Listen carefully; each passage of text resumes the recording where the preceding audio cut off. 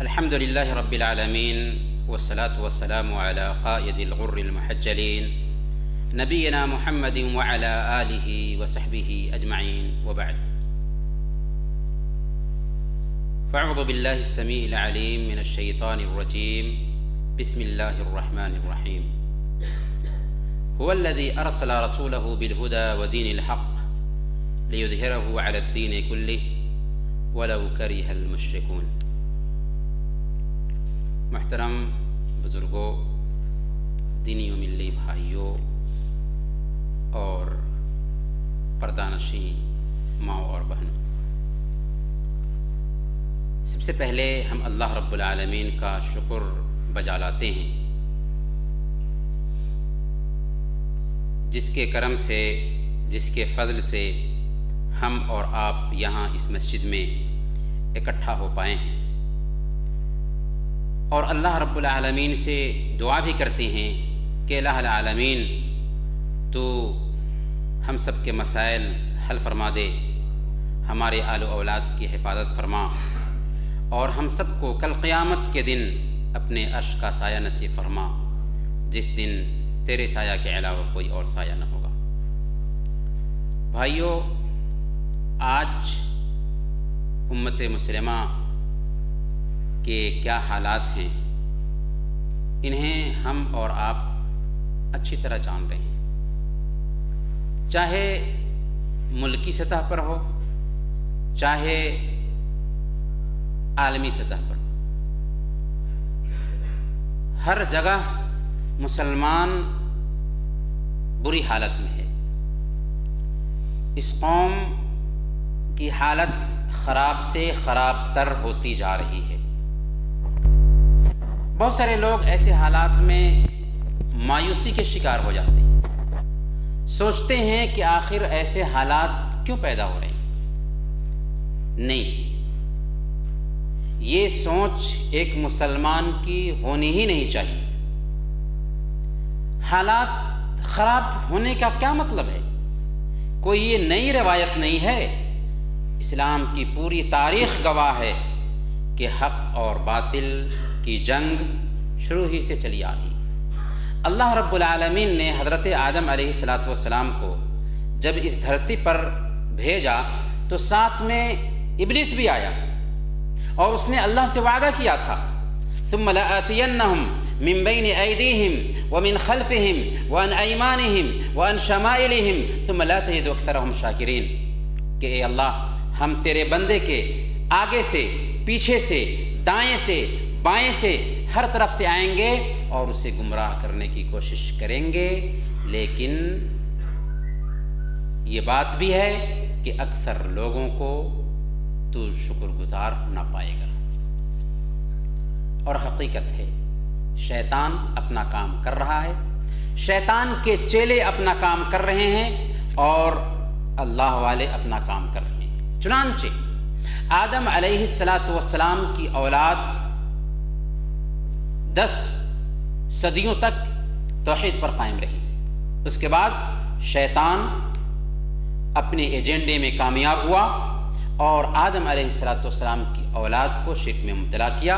اس کے بعد حضرت نوح علیہ السلام انسانوں کی ہدایت کے لیے، انسانوں کو صحیح راستہ دکھانے کے لیے، شرک کے پھیلنے کے بعد پہلے نبی کے طور پر اس دنیا میں بھیجے گئے۔ حضرت نوح علیہ السلام نے لوگوں کی ہدایت کا کام کیا، اور ہر زمانے میں انبیاء کرام آتے رہے۔ 1,24,000 انبیاء کرام آئے، اور ہر زمانے میں، ہر نبی کی قوم کے زمانے میں بھی شیطان اور اس کے کارندے چستی سے کام کرتے رہے۔ لیکن یہ بات یاد رکھیں کہ ان شیاطین کو دوام حاصل نہیں ہوا۔ باطل ہمیشہ زور سے اٹھتا ہے اور فوراً نیچے گر جاتا ہے، لیکن حق اگرچہ اس کی رفتار سست ہوتی ہے، لیکن حق کو ہمیشہ بول بالا ہوتا ہے۔ چنانچہ ہم نے دیکھا کہ قوم نوح تباہ ہوئی، قوم لوط، قوم عاد، قوم ثمود، فرعون، حامان، شداد، ساری قومیں تباہ اور برباد ہوئیں۔ نہ گور سکندر، نہ ہے قبر دارا، مٹے نامیوں کے نشان کیسے کیسے۔ اللہ رب العالمین نے سب سے اخیر میں آخری نبی محمد رسول اللہ صلی اللہ علیہ وسلم کو آخری دین دے کر کے اس دھرتی پر بھیجا۔ اللہ کے نبی صلی اللہ علیہ وسلم نے جب اس دعوت کا آغاز کیا تو وہ جو صادق اور امین کہہ رہے تھے، جنہوں نے آپ کو اپنے سماج کا چراغ سمجھ رکھا تھا، وہی پاگل اور دیوانہ کہنے لگے۔ ہر طرح سے ٹارچر کیا، پریشان کیا، آپ کے ماننے والوں کا جینا دوبھر کر دیا، آپ کی گردن پر اونٹ کی اوجھریاں ڈالیں اور آپ کو ہر طرح سے پریشان کیا تاکہ یہ پیغام دب جائے، یہ دعوت ختم ہو جائے۔ یہاں تک کہ ہم دیکھتے ہیں کہ ہجرت اللہ کے نبی صلی اللہ علیہ وسلم کی بعثت کے 7ویں سال انہوں نے معاشرتی بائیکاٹ کیا۔ 3 سال تک یہ بائیکاٹ جاری رہا۔ اللہ کے نبی صلی اللہ علیہ وسلم جب دیکھتے ہیں کہ مکہ کی دھرتی بنجر ثابت ہو رہی ہے تو طائف جاتے ہیں کہ کم سے کم وہاں کے لوگ بھی اسلام قبول کر لیں، لیکن کیا ہوتا ہے، طائف والوں نے آپ پر پتھر برسایا، لہولہان ہو کر کے گر جاتے ہیں۔ وہاں پر پہاڑوں کا فرشتہ آ کر کے اللہ کے نبی صلی اللہ علیہ وسلم سے اجازت چاہتا ہے کہ اگر آپ حکم دیں تو ان دونوں کو، طائف والوں کو 2 پہاڑیوں کے بیچ میں پیس دیا جائے، لیکن قربان جائیے نبی رحمت کے رحم و کرم پر کہ آپ نے کہا کہ نہیں، ان کو برباد نہ کیا جائے۔ مجھے امید ہے کہ انہی کی نسل سے ایسے لوگ پیدا ہوں گے جو ایک اللہ کی عبادت کرنے والے ہوں گے۔ ہم دیکھتے ہیں کہ اللہ کے نبی صلی اللہ علیہ وسلم کے لیے جب مکہ کی دھرتی بالکل تنگ ہونے لگتی ہے تو مدینہ ہجرت کرتے ہیں۔ اپنے مال و اسباب کو چھوڑ دیا تھا، اپنے گھر بار کو چھوڑ دیا تھا۔ کیا دشمنی تھی؟ صرف دشمنی یہی تھی کہ محمد صلی اللہ علیہ وسلم لوگوں کو ایک اللہ کی طرف کیوں بلاتے ہیں، دین کی طرف کیوں دعوت دیتے ہیں، ہماری سماجی جو روایتیں ہیں ان سے کیوں کاٹتے ہیں۔ چنانچہ اللہ کے نبی صلی اللہ علیہ وسلم جب مدینہ جاتے ہیں تو مدینہ میں بھی سکون سے رہنے نہیں دیتے ہیں۔ 1 دن اور 2 دن نہیں بلکہ ہر سال جنگوں پہ آمادہ کرتے ہیں۔ اللہ کے نبی صلی اللہ علیہ وسلم ہر طرف سے آپ کو ٹارچر کیا جاتا ہے، آپ کو پریشان کیا جاتا ہے، ہر سال جنگیں کی جاتی ہیں، لیکن کیا اسلام دب گیا؟ نہیں، بلکہ ابھرتا ہی رہا، یہاں تک کہ اللہ کے نبی صلی اللہ علیہ وسلم ہجرت کے 8ویں سال مکہ پر فتح پا لیتے ہیں۔ اور پھر ابھی 10,000 کی تعداد میں مسلمان تھے، جبکہ مکہ فتح کے لیے آئے تھے۔ 2 سال کے بعد اللہ کے نبی صلی اللہ علیہ وسلم جب ہجرت کرتے ہیں اور مکہ پر فتح پانے کے بعد جب حج کے لیے جاتے ہیں تو آپ کے ماننے والوں کی تعداد 1,44,000 ہو چکی تھی۔ اللہ کے نبی صلی اللہ علیہ وسلم کی وفات جب ہوتی ہے تو پھر فتنہ پیدا ہوتا ہے، کچھ لوگ مرتد ہو جاتے ہیں، کچھ لوگ زکوٰۃ دینے سے انکار کر دیتے ہیں، پھر حالات خراب دکھائی دینے لگے۔ لگتا تھا کہ شاید اسلام کی قوت کمزور ہو جائے گی، لیکن ہوا کیا؟ حضرت ابوبکر صدیق رضی اللہ تعالیٰ عنہ نے مرتدین کی سرکوبی کی، جو لوگ زکوٰۃ دینے سے انکار کر رہے تھے ان کی سرکوبی کی، یہاں تک کہ یہ فتنہ بھی ختم ہوا۔ پھر ایک وقت آیا سن 35 ہجری میں کہ لگتا تھا کہ صحابہ کرام کے بیچ ایسے اختلافات ہو گئے، اسلاموں کے بیچ، مسلمانوں کے بیچ ایسے فتنے پیدا ہو گئے کہ اب اسلام کی اشاعت کمزور پڑ جائے گی۔ لیکن ہوا کیا؟ کیا اسلام کی اشاعت کمزور ہوئی؟ خلافت بنو امیہ اور خلافت بنو عباسیہ کے درمیان اس خلافت میں اگرچہ بہت ساری کمیاں تھیں، لیکن اس کے باوجود اسلام کی نشر و اشاعت ہوتی رہی، اسلام پھیلتا رہا، اسلام کمزور نہیں ہوا۔ پھر ہم دیکھتے ہیں کہ تاریخ نے اور پلٹا کھایا تو 656 میں تاتاریوں کا ایسا حملہ ہوا بغداد پہ، ایسا حملہ ہوا کہ انہوں نے بغداد کی اینٹ سے اینٹ بجا دی۔ 1 لاکھ اور 2 لاکھ نہیں بلکہ 18 لاکھ مسلمانوں کو تحقیق کیا، 18 لاکھ مسلمانوں کو تحقیق کر دیا، یہاں تک کہ مورخین نے لکھا ہے کہ دجلہ کا پانی مسلمانوں کے خون سے سرخ ہو گیا تھا، اور ایسی تباہی مچائی کہ العما والحفیظ، یہاں تک کہ مورخین نے لکھا ہے کہ اس وقت مسلمانوں کی ایسی حالت ہو چکی تھی کہ ایک تاتاری عورت کسی مسلمان کو دیکھتی تو اس سے کہتی کہ تم یہیں پہ انتظار کرو، میں ابھی گھر جا کر کے تلوار لے کر کے آتی ہوں۔ چنانچہ وہ سراسیمہ خوف زدہ وہیں پر انتظار کرتا، اسے اتنی ہمت نہیں ہوتی کہ وہاں سے بھاگ سکے، چنانچہ وہ تاتاری عورت تلوار لے کر کے آتی اور اس کا سر قلم کر دیتی تھی۔ ایسی حالت ہو چکی تھی مسلمانوں کی، لیکن اس کے باوجود کیا ہوا؟ یہی تاتاریوں کے جب مسلمان غلام بنا لیے گئے اور مسلمانوں نے اسلام کو اپنی زندگی میں لاگو کیا، عملی زندگی میں انہوں نے اسلام کو اپنایا، تو یہی تاتاریوں نے ان کے دین کو اپنا لیا۔ ہے عیاں یورش تاتار کے افسانے سے پاسباں مل گئے کعبہ کو صنم خانے سے۔ اسی طرف علامہ اقبال نے اشارہ کیا تھا کہ ایک فاتح قوم مفتوح قوم کے دین کو اپنا لے رہی ہے۔ پھر آپ ذرا آگے جائیں گے تو آپ کو پتہ چلے گا کہ پھر مسلمانوں کی حالت کمزور ہونے لگی، تو کچھ ہی دنوں کے بعد ایک حکومت آئی جس کو ہم خلافت عثمانیہ کے نام سے جانتے ہیں۔ 720 میں یہ خلافت عمل میں آ رہی ہے اور 1314 تک خلافت عثمانیہ رہتی۔ اتنے سالوں تک اسلام کو فروغ حاصل ہوتا ہے خلافت عثمانیہ میں، لیکن پھر حالت کروٹ لیتی ہے اور یہود و نصارہ کی ملی بھگت سے خلافت عثمانیہ ختم ہو جاتی ہے، اور ان کی کٹ پتلی مصطفیٰ کمال اتا ترک یہ حکومت سنبھالتا ہے۔ تاریخ نے اسے بھی نقل کیا کہ اس نے جب حکومت سنبھالا تھا تو پردے کو اپنے پیر سے روندا تھا، قرآن کریم کی بے حرمتی کی تھی، مساجد اور مدرسوں پہ تالا ڈال دیا تھا، اور ہر طرح سے اسلامی شعار کو مٹانے کی کوشش کی تھی۔ اسی نے ہجری تاریخ کو ختم کیا تھا۔ لیکن کیا اسلام مٹ گیا؟ کیا مسلمان مٹ گئے؟ کیا اسلام کا نام و نشان ختم ہو گیا؟ نہیں، پھر مسلمانوں نے کروٹ لیا، اور الحمدللہ آج بھی اسلام کا نام و نشان باقی ہے اور مختلف ممالک میں مسلمانوں کی حکومت ہے۔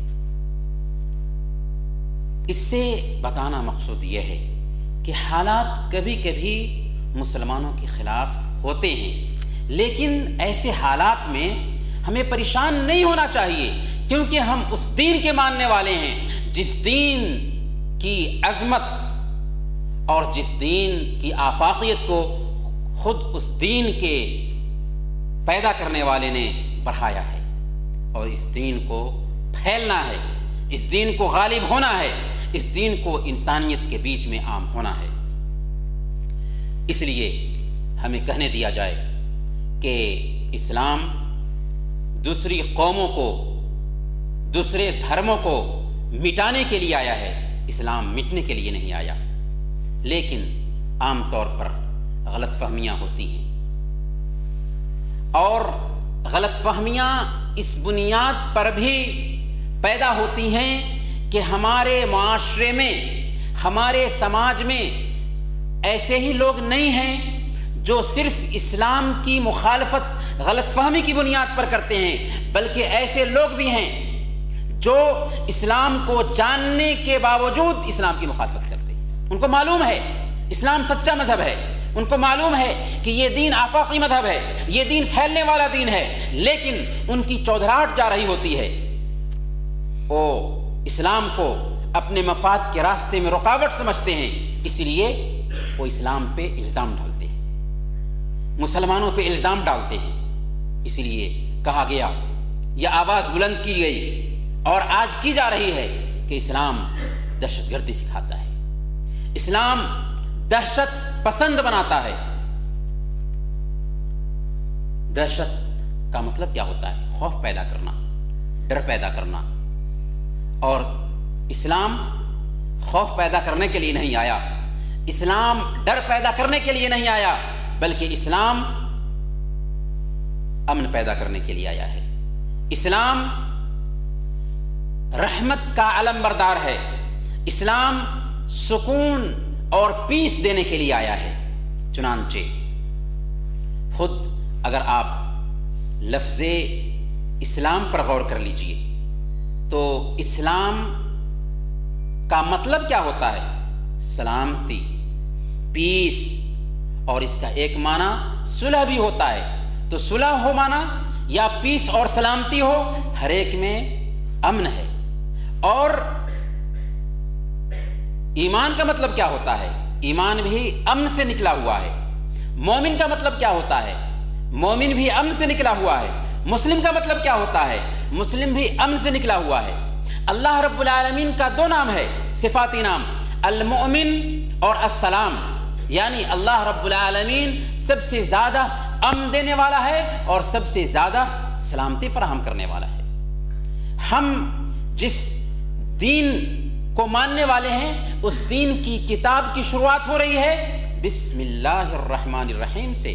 شروع کرتا ہوں اللہ کے نام سے جو بڑا مہربان اور نہایت ہی رحم کرنے والا ہے۔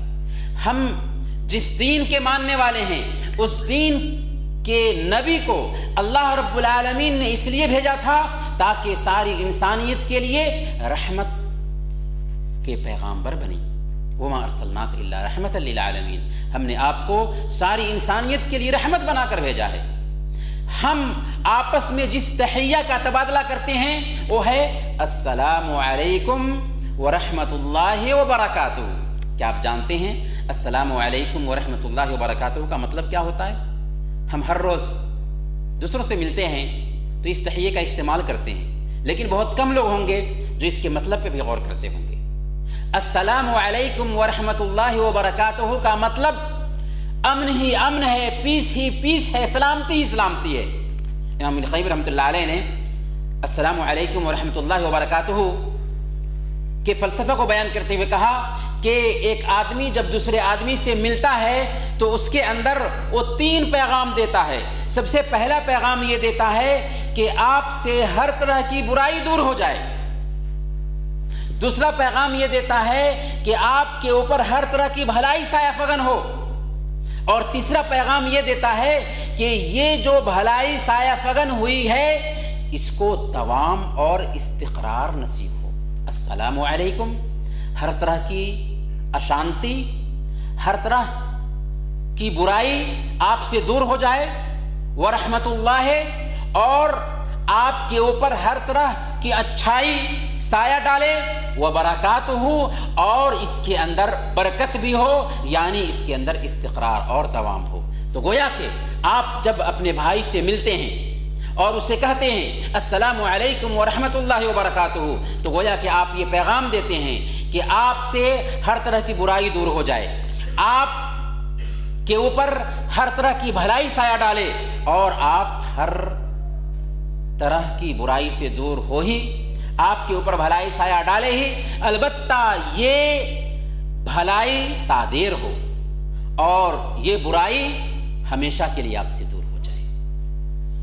گویا کہ آپ جب ملتے ہیں دوسروں سے تو السلام علیکم ورحمۃ اللہ وبرکاتہ کہا کر کے دراصل آپ یہ بتاتے ہیں کہ ہم وہ قوم ہیں جو امن پسند ہیں، ہمارا خمیر امن کو پھیلانا ہے۔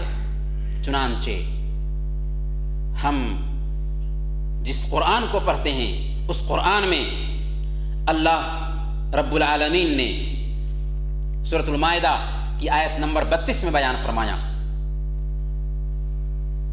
من قتل نفسا بغیر نفس او فساد فی الارض فکأنما قتل الناس جميعا ومن احیاها فکأنما احیا الناس جميعا۔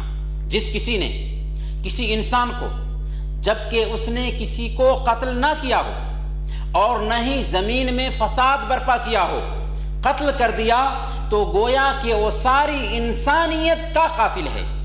اور جس نے کسی انسان کو زندگی بخشی تو گویا کہ وہ ساری انسانیت کو زندگی بخشنے والا ہے دنیا کا کوئی قانون جو یہ کہتا ہو کہ ایک انسان کو قتل کرنا، چاہے وہ انسان کسی بھی دھرم کا ماننے والا ہو، ساری انسانیت کو قتل کرنا ہے، اور ایک انسان کو زندگی بخشنا ساری انسانیت کو زندگی بخشنا ہے؟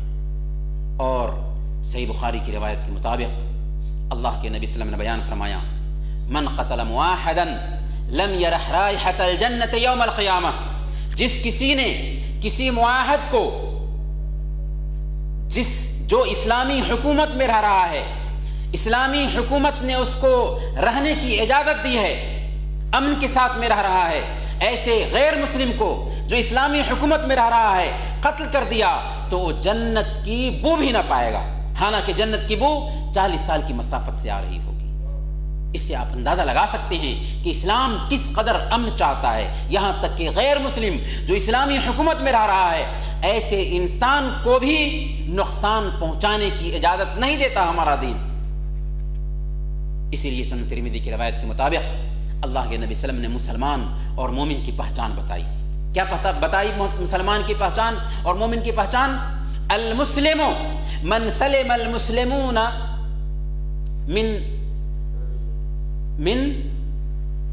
المسلم من سلم المسلمون من لسانه و یدہ، مسلمان وہ ہے جس کی زبان سے اور جس کے ہاتھ سے دوسرے مسلمان محفوظ رہیں۔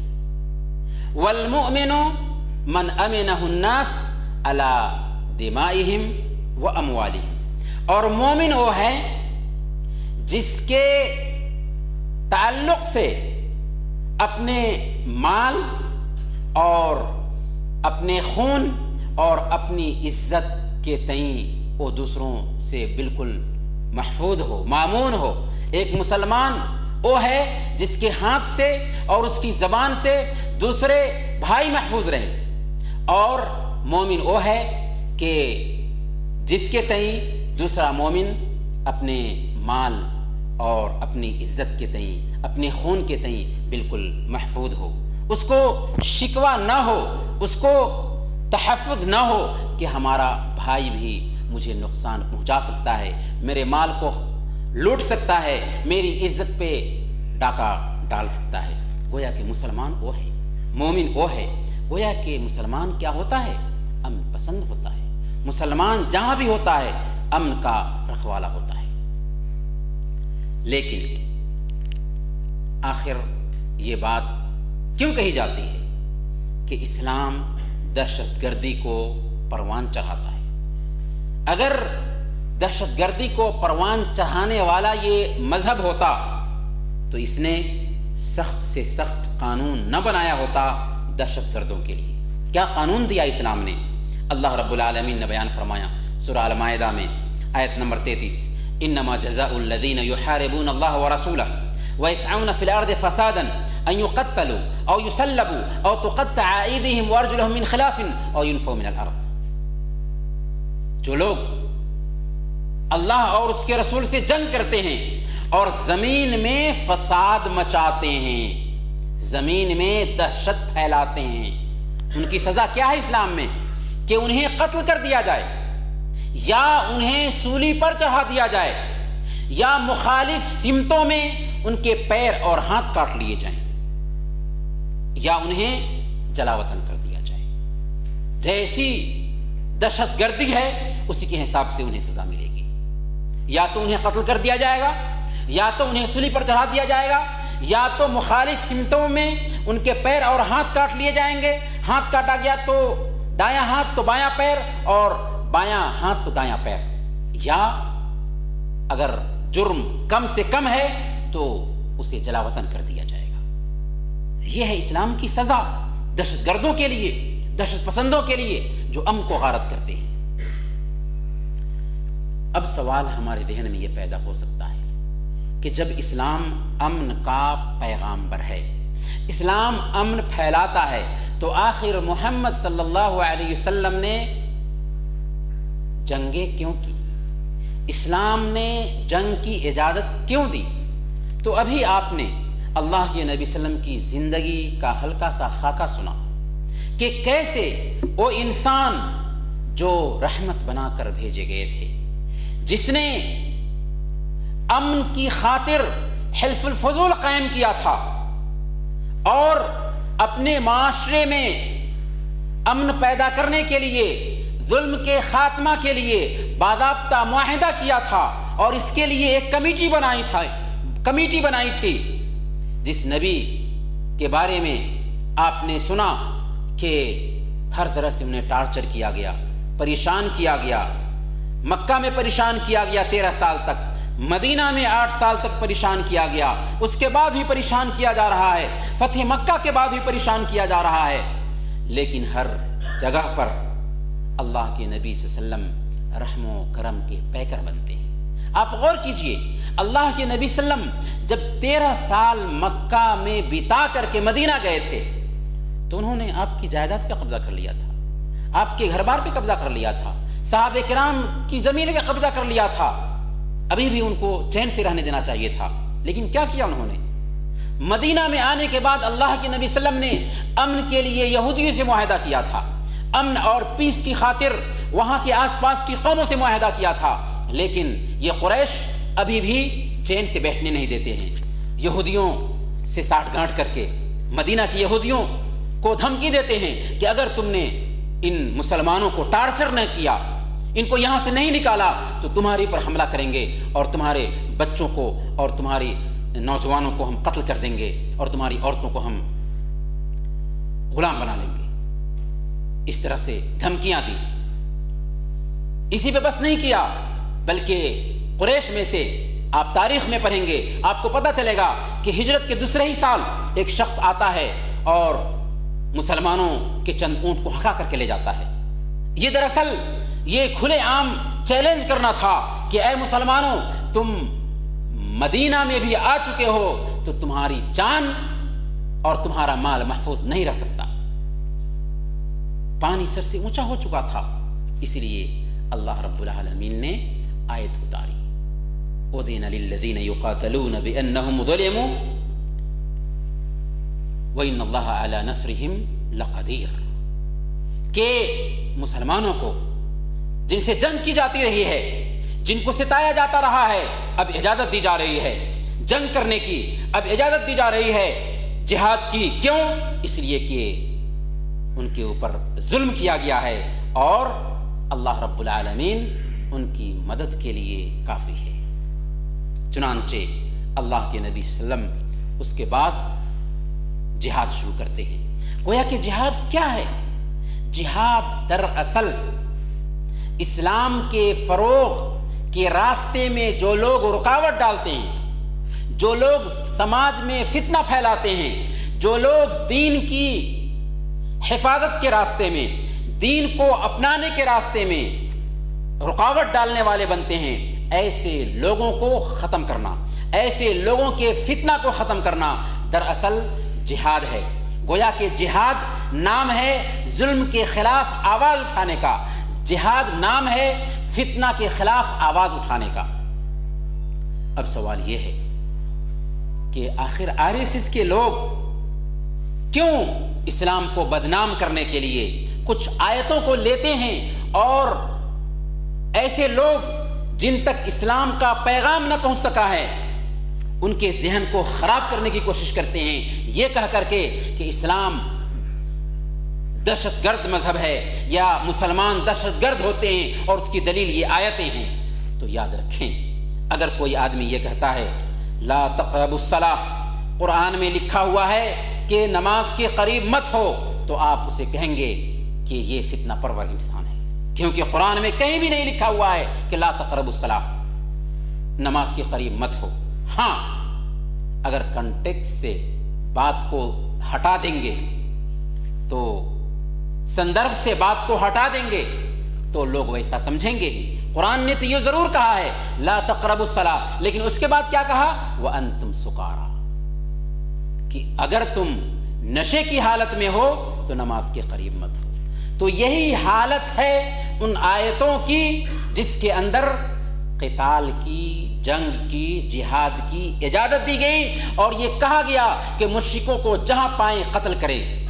مطلب کیا ہے کہ آپ جنگ کی حالت میں ہیں، دشمن آپ کے پیچھے تلوار لے کر کھڑا ہوا ہے اور آپ کے اوپر حملہ کرنا چاہ رہا ہے، اور آپ ہے کہ ہاتھ پیر باندھ کر کے بیٹھ جائیں کہ دشمن آئے ہمیں مار دے۔ اسلام ہمیں یہ تعلیم نہیں دیتا، بلکہ اسلام ہمیں حکم دیتا ہے کہ اللہ کے کلمے کو بلند کرنے کے لیے کفار اور مشرکین سے جنگ کرو۔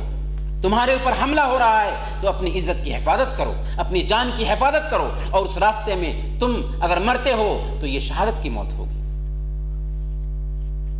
تو سندرب سے ہٹا کر کے بات کو اگر عام کرنے کی کوشش کی جائے گی تو یہ مسئلہ پیش آتا ہے، ورنہ ہمارا دین امن، سکون اور پیس کو پھیلانے والا دین ہے۔ اب سوال یہ پیدا ہوتا ہے کہ ایسے حالات جو ہیں، ان حالات میں کیا ہم مایوس ہو جائیں؟ جبکہ ہمیں ہر طرح سے ٹارگٹ کیا جاتا ہے، ہمیں ہر طرح سے ہم پر پھپتیاں کسی جاتی ہیں، کیا کریں؟ یاد رکھیں، ہمیں اپنے دین کے مستقبل کے تعلق سے 100% یہ یقین رکھنا چاہیے کہ ہم جس دین کے ماننے والے ہیں یہ دین ہی غالب ہو کر کے رہے گا۔ ہم نے بات شروع کرنے سے پہلے جو ایک آیت پڑھی، اس کے اندر اللہ رب العالمین نے یہ بیان فرمایا، هو الذي ارسل رسوله بالهدى ودين الحق ليظهره على الدين كله، وہی وہ اللہ ہے جس نے اپنے رسول کو ہدایت اور دین حق کے ساتھ میں بھیجا۔ کیوں؟ لِيُظْهِرَهُ عَلَى الدِّينِ كُلِّهِ، تاکہ تمام ادیان پہ اسے غالب کر دے۔ ہم اس دین کو غالب کرنے والے نہیں ہیں، بلکہ ہمارا رب جس نے یہ دین دیا ہے وہ اس دین کو غالب کرنے والا ہے۔ تو اس نے وعدہ کیا ہے، اس لیے ہمیں گھبرانے کی ضرورت نہیں ہے۔ اللہ رب العالمین نے یہ وعدہ لیا ہے، وَكَانَ حَقًّا عَلَيْنَا نَصْرُ الْمُؤْمِنِينَ، ہمارے اوپر یہ حق ہے کہ ہم مومنوں کی مدد کریں، مومنوں کا تعاون کریں، مومنوں کا ساتھ دیں، ایمان والوں کا ساتھ دیں۔ اور اللہ رب العالمین نے یہ وعدہ بھی کیا ہے، وعد اللہ الذین آمنوا وعملوا الصالحات ليستخلفنهم في الارض كما استخلف الذين من قبلهم وليمكنن لهم دينهم الذي ارتضى لهم وليبدلنهم من بعد خوفهم امنا، کہ اللہ رب العالمین نے مومنوں سے اور نیک عمل کرنے والوں سے یہ وعدہ کیا ہوا ہے، جو لوگ ایمان والے بن جائیں اور نیک عمل کرنے لگ جائیں، ان سے وعدہ کیا ہے۔ 3 طرح کا وعدہ اللہ رب العالمین نے اس آیت کریمہ میں کیا۔ پہلا وعدہ یہ ہے کہ اللہ رب العالمین انہیں زمین میں خلافت عطا فرمائے گا، جس طرح سے اللہ رب العالمین نے پہلی قوموں کو خلافت عطا فرمائی تھی۔ دوسرا وعدہ یہ ہے کہ ان کے دین کو جسے اللہ رب العالمین نے ان کے لیے پسند کیا ہے غلبہ عطا فرمائے گا۔ اور تیسرا وعدہ یہ فرمایا کہ ان کے خوف کو، ان کے ڈر کو امن اور سکون میں بدل دے گا۔ لیکن یہ کب ہوگا؟ اس وقت ہوگا جبکہ ان کے اندر صحیح ایمان آ جائے۔ یعبدوننی لا یشرکون بی شیئا، انہیں چاہیے کہ صرف اور صرف میری عبادت کریں اور میرے ساتھ کسی اور کو شریک نہ ٹھہرائیں۔ آج اللہ کی مدد کیوں نہیں آ رہی ہے؟ ہمارے دین کو اللہ رب العالمین غلبہ کیوں نہیں دے رہا ہے؟ ہمیں زمین میں خلافت کیوں نہیں عطا فرما رہا ہے؟ اور ہمارے خوف کو، ڈر کو امن سے کیوں نہیں بدل رہا ہے؟ اس لیے کہ ہمارے اندر ایمان کی کمی ہے۔ ہم ایمان کا دعویٰ کر رہے ہیں لیکن حقیقت میں ایمان کی کمزوری پائی جا رہی ہے۔ اللہ نے وعدہ کیا کہ تیرے دین کو ہم غلبہ عطا فرمائیں گے، تمہیں زمین میں خلافت عطا فرمائیں گے، اور تمہارے غم کو، تمہارے ڈر کو سکون میں چینج کر دیں گے۔ بس شرط یہ ہے کہ ہم خالص اللہ رب العالمین کی عبادت کرنے لگ جائیں اور شرک سے بچنے لگ جائیں۔ اور یاد رکھیں، اسلام جیسا کہ ہم نے کہا کہ مٹنے کے لیے نہیں آیا ہے بلکہ مٹانے کے لیے آیا ہے۔ ہمارے نبی کا وعدہ ہے کہ اس دین کا پیغام وہاں تک پہنچ کر رہے گا جہاں تک دن اور رات کی پہنچ ہوتی ہے۔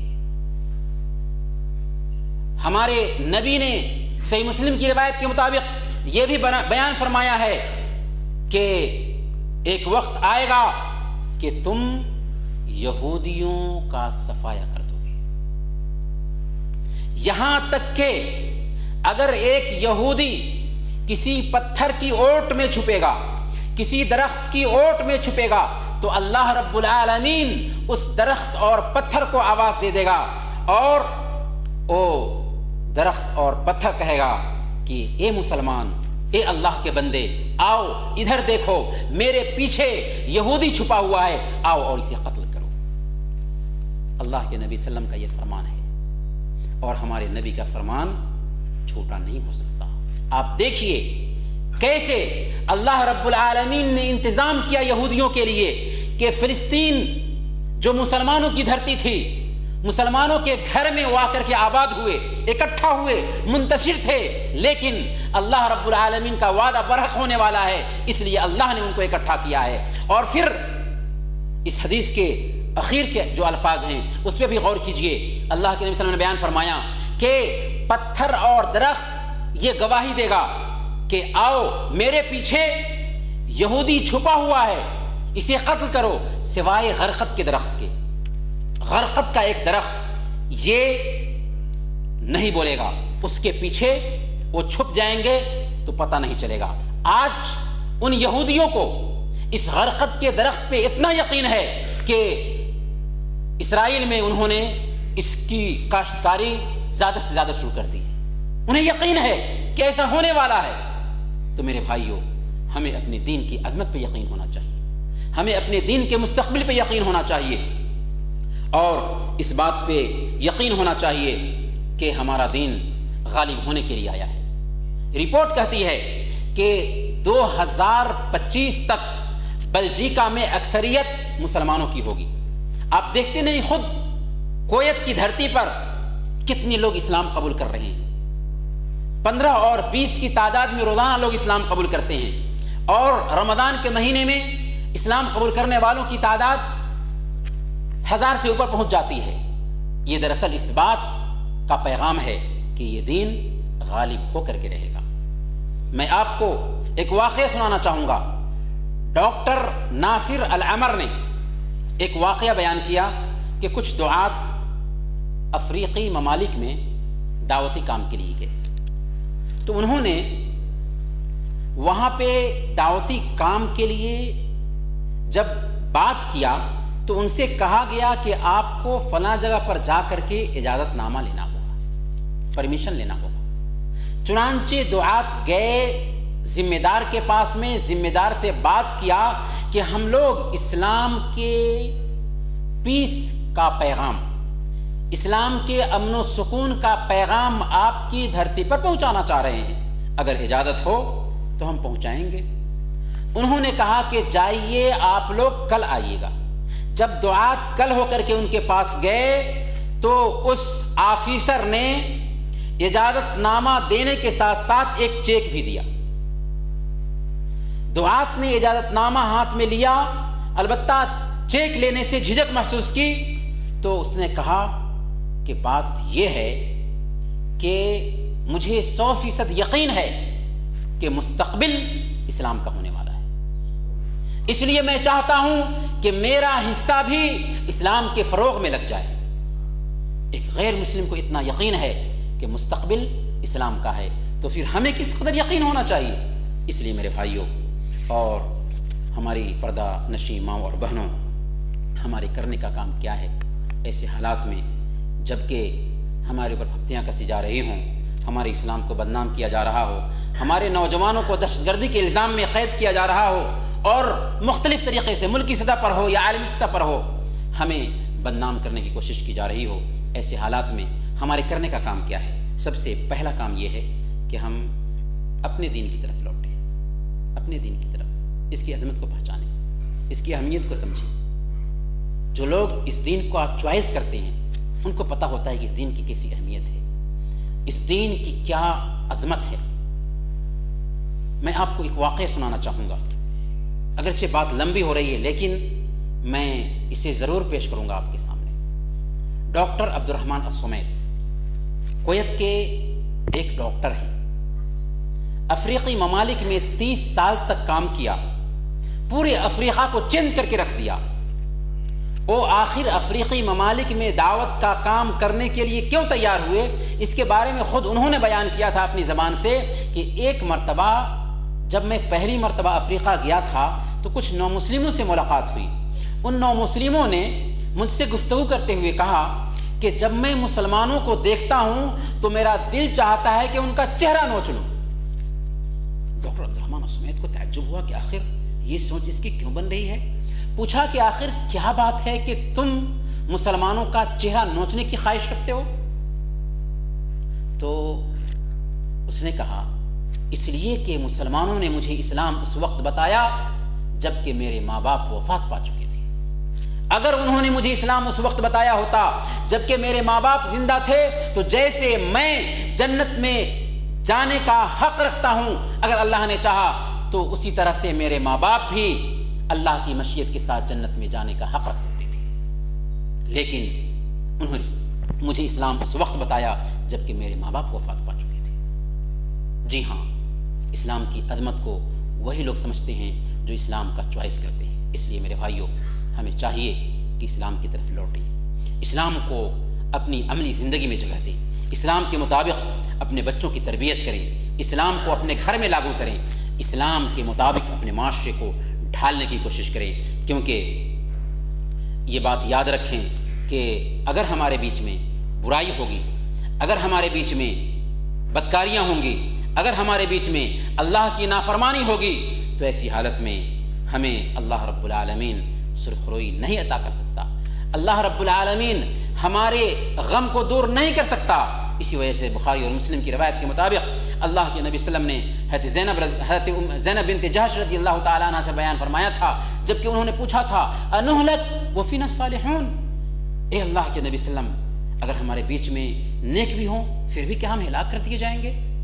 تو آپ نے فرمایا تھا نعم اذا کثر الخبث، ہاں اگر تمہارے بیچ میں بدکاریاں زیادہ ہونے لگی، اگر تمہارے بیچ میں برائیاں زیادہ ہونے لگے تو ایسی حالت میں تم ہلاک کر دیے جاؤ گے۔ اس لیے ضرورت ہے کہ ہم اپنے دین کی طرف لوٹیں۔ دوسرا کام یہ ہے کہ ہم اپنی صفوں میں اتحاد پیدا کریں، اپنی صفوں میں اتحاد پیدا کریں۔ کوئی بھی قوم اتحاد کے بغیر نہ ترقی کی ہے اور نہ ترقی کر سکتی ہے۔ اتحاد کیسے پیدا ہوگا؟ ہماری صفوں میں جو انتشار ہے یہ کیسے ختم ہوگا؟ ایک قاعدہ اللہ رب العالمین نے ہمیں بتا دیا۔ قاعدہ کیا ہے؟ اللہ رب العالمین نے بیان فرمایا سورہ البقرہ آیت نمبر 137 میں، فَإِنْ آمَنُوا بِمِثْلِ مَا آمَنْتُمْ بِهِ فَقَدِ اهْتَدَوْا وَإِنْ تَوَلَّوْا فَإِنَّمَا هُمْ فِي شِقَاقٍ۔ آج ہر جماعت، ہر گروہ، ہر فرقہ یہی دعویٰ کرتا ہے کہ میرا مسلک، میرا طریقہ قرآن اور حدیث سے ماخوذ ہے، میں قرآن اور حدیث کے مطابق فیصلہ کرتا ہوں۔ پھر اختلاف کیوں ہے؟ جب قرآن اور حدیث کو مانا جا رہا ہے تو یہ اختلافات کیوں پائے جا رہے ہیں ہمارے بیچ میں؟ کیوں ہمارا دل میلا ہو رہا ہے؟ کیوں ہم ایک دوسرے کا چہرہ دیکھنا نہیں چاہتے؟ آخر یہ اختلافات کیوں پائے جا رہے ہیں؟ گویا کہ کمی کہیں پر ہے۔ اللہ نے اسی کمی کو بیان کر دیا، فَإِنْ آمَنُوا بِمِثْلِ مَا آمَنْتُمْ بِهِ فَقَدِ اهْتَدَوْا، اگر یہ ایمان لائیں ویسے ہی جیسے اے صحابہ تم ایمان لائے تو یہ ہدایت پر رہیں گے۔ وَإِنْ تَوَلَّوْا فَإِنَّمَا هُمْ فِي شِقَاقٍ، اور اگر اس ایمان کے طریقے سے منہ پھیریں تو اختلاف میں رہیں گے۔ ایمان کا طریقہ کیا ہے؟ معیار کیا ہے اختلاف کو ختم کرنے کے لیے؟ معیار صحابہ کرام ہے، یعنی صحابہ کرام نے جیسے قرآن اور حدیث کو سمجھا تھا، آج اللہ کا شکر ہے کہ صحابہ کرام کی سمجھ، صحابہ کرام کا فہم آج ہمارے بیچ میں موجود ہے۔ ویسے ہی اگر ہم قرآن اور حدیث کو سمجھنا شروع کر دیں تو ہمارے سارے اختلافات ختم ہو جائیں اور ہم سب کے سب ایک پلیٹ فارم پر جمع ہو جائیں۔ لیکن کیا جو فروعی اختلافات ہیں ان کو بھی ختم کرنا ہے، یہ ختم نہیں ہو سکتا۔ صحابہ کرام کے بیچ میں اختلافات تھے، البتہ ان اختلافات کی نزاکت کو سمجھنا ہے، ان اختلافات کی اہمیت کو سمجھنا ہے۔ یہ اختلافات ایسے نہیں ہیں کہ آدمی دل میلا کر لے، ایسے نہیں ہے کہ پارٹی بازی بنا دی جائے، ایسے نہیں ہے یہ اختلافات کہ جس کی وجہ سے الگ الگ مکتب فکر قائم کر لیا جائے۔ صحابہ کرام کے بیچ میں اختلاف تھا۔ ایک واقعہ میں آپ کو سنانا چاہوں گا۔ حضرت عثمان رضی اللہ تعالی عنہ اپنی خلافت میں جب حاجیوں کو مینا میں امامت کراتے تھے تو مینا میں اللہ کے نبی صلی اللہ علیہ وسلم کی سنت یہ ہے کہ نماز قصر ادا کی جائے۔ اللہ کے نبی صلی اللہ علیہ وسلم نے، ابو بکر رضی اللہ تعالیٰ عنہ نے، عمر فاروق رضی اللہ تعالیٰ عنہ نے مینا میں حاجیوں کے ساتھ نماز قصر ادا کی، لیکن عثمان رضی اللہ تعالیٰ عنہ نے قصر نماز ادا نہیں کی بلکہ اتمام وہ کرتے تھے۔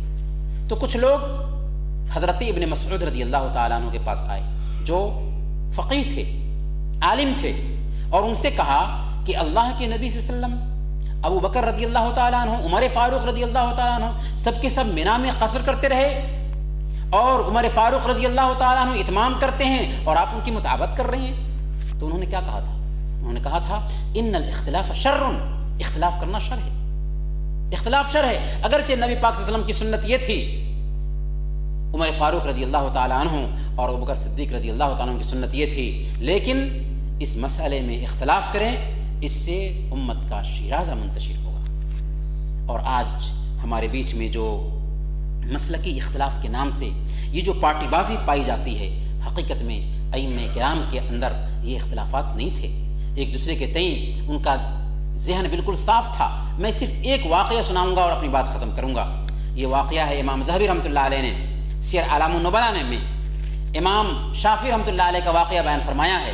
کہتے ہیں یونس الصدفی یہ بیان کرتے ہیں کہ ما رأیت عاقل من الشافعی، میں نے امام شافعی رحمۃ اللہ علیہ سے زیادہ عقل مند کسی کو نہیں دیکھا۔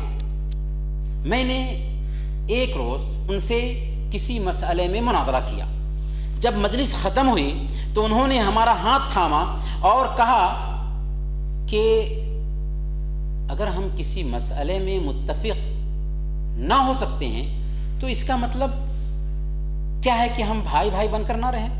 الا یستقیم ان نکون اخوانا وان لم نتفق فی مسئلۃ، کیا یہ بہتر نہیں ہے کہ ہم سب کے سب بھائی بھائی بن کر کے رہیں اگرچہ کسی مسئلے میں ہم متفق نہ ہو سکتے ہوں؟ تو کہنے کا مطلب یہ ہے کہ ہم اپنی صفوں میں اتفاق پیدا کریں۔ جب ہم اپنی صف میں اتفاق پیدا کریں گے تو بہت سارے جو مسائل ہیں ہماری حل ہو جائیں گے۔ کچھ وقت ہے ختم؟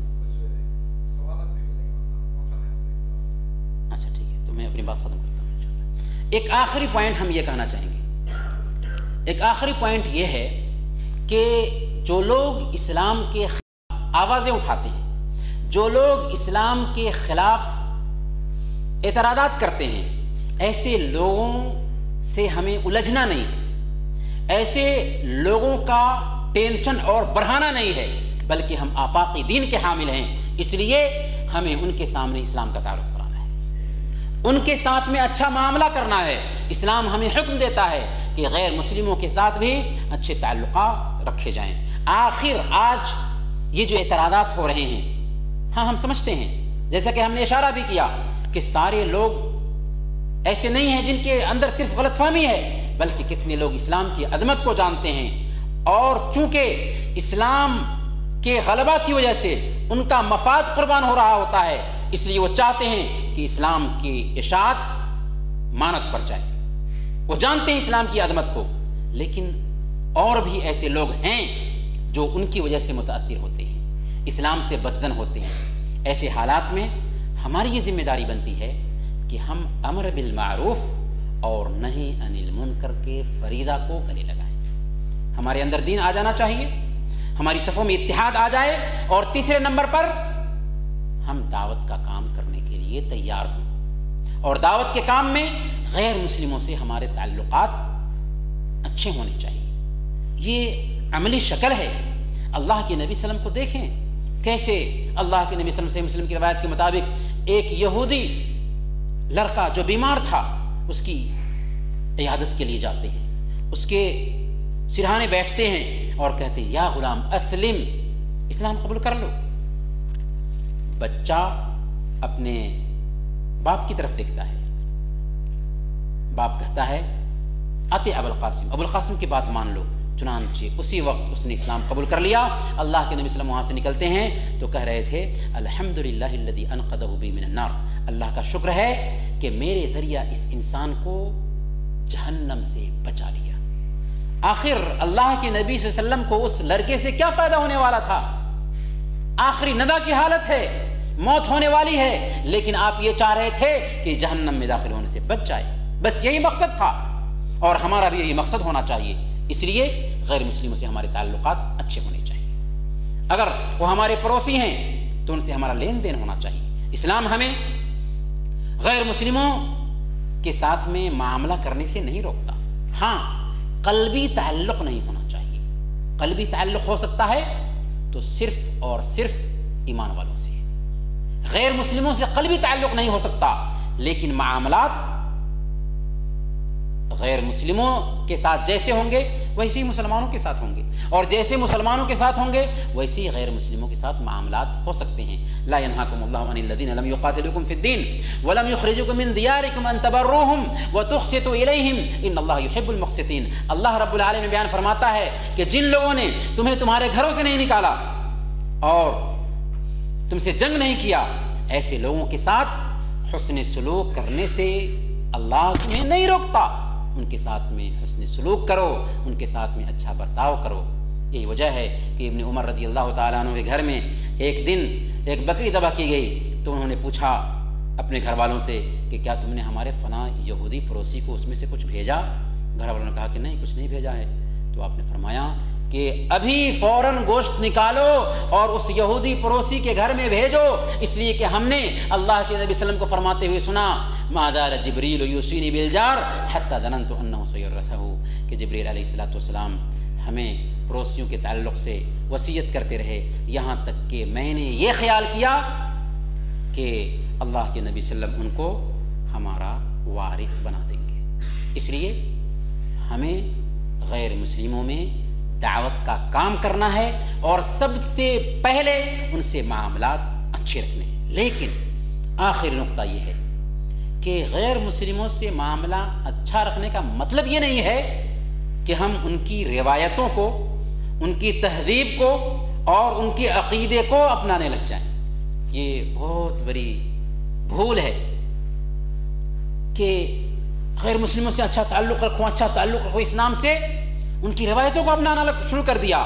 اسلام، یاد رکھیں، کسی قوم کی تہذیب، کسی قوم کی روایت اور کسی قوم کے عقیدے سے متاثر نہیں ہوتا۔ اسلام پچری کا محتاج نہیں ہے، بلکہ اسلام ٹھوس دین ہے، اپ ٹو ڈیٹ ہے، ماڈرن ہے اور ہر زمانے اور ہر جگہ کے لیے مناسب ہے۔ اس لیے اگر کوئی آدمی معاملات اچھا رکھنے کے نام سے کسی غیر مسلم کی روایت کو اپنا رہا ہے، ان کی تہذیب کو اپنا رہا ہے، تو اسلام یہ کہتا ہے کہ یہ حرام ہے۔ اور اگر ان کے مذہبی تہوار کو اپنا رہا ہے، ان کے عقیدے کو اپنا رہا ہے، تو گویا کہ وہ اپنے اسلام کا سودا کرتا ہے، وہ شرک کر رہا ہے، اس کا اسلام میں اس کے لیے کوئی جگہ نہیں رہی، کیونکہ وہ غیر قوموں کے تہوار کو، مذہبی تہوار کو اچھا سمجھ رہا ہے یا غیر قوموں کے عقیدے کی تائید کر رہا ہے، گویا کہ وہ اپنے اسلام کا سودا کر رہا ہے۔ اس لیے میرے بھائیوں، ہماری بات کا خلاصہ یہ ہے کہ ہمیں حالات سے مایوس نہیں ہونا چاہیے۔ حالات جب دعوت کا کام ہوا ہے تو خراب ہوئے ہی ہیں، جب دین کا کام ہوا ہے تو حالات خراب ہوئے ہی ہیں۔ ظاہر سی بات ہے کہ جب حق کو غلبہ نصیب ہوگا تو باطل کو تو خراب لگے گا ہی، اور وہ باطل تو پلاننگ کرے گا ہی۔ اس لیے ہمیں کبھی بھی حالات سے مایوس نہیں ہونا چاہیے، ہمیں اپنے دین پہ چلنا ہے، اپنی صفوں میں اتحاد لانا ہے اور دعوت کا کام کرنا ہے، اسی میں ہم سب کی نجات ہے۔ اللہ رب العالمین سے دعا ہے کہ اللہ رب العالمین ہم سب کی صفوں میں اتحاد پیدا فرمائیں، ہمارے آل و اولاد کی حفاظت فرمائیں، ہمارے دین کو غلبہ نصیب فرمائیں، اور ہم سب کو خاتمہ ہو تو ایمان پر ہم سب کا خاتمہ فرمائیں۔ آمین و صلی اللہ علیہ نبینا محمد وعلی آلہ وصحبہ۔